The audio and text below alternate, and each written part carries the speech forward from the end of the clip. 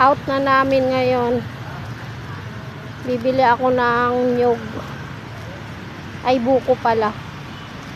Oo nga, nyug din. Nilalakad ko lang kasi malapit lang naman. Ayan, dumadami na yung mga taong nag-i-exercise. Nandito kasi ako sa dito ako dumaan sa social center. Sa napakagandang park. Napakalamig.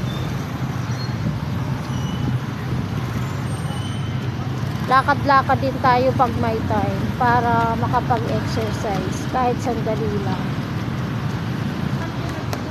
Dumadami na yung tao. Maraming tao dito pag umaga at saka hapon. Ang laki ng na to, ng park na to.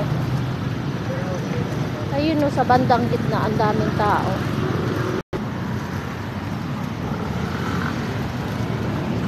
Lakad-lakad.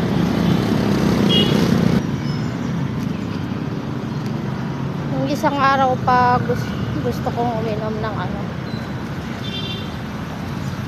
ng sabaw ng buko. Wala lang akong time. Ayan, patawid na tayo. Masbate Province. Ayan, may kabayo pa. Ang daming nagbibenta dito ng ng buko.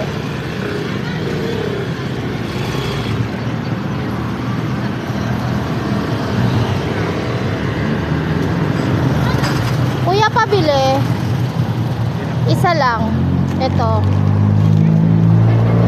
Matamis kayo.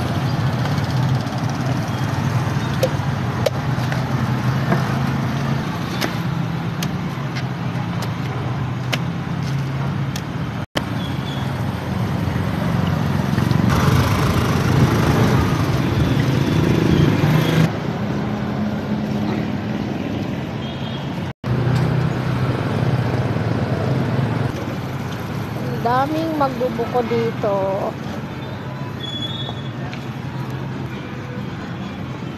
Dito naman beef Paris. Daming mga pagkain dito pagkahapon. Dito siomay naman. Ayun yung isang kabayo. Lakad-lakad din tayo pag may time para makapag-exercise naman.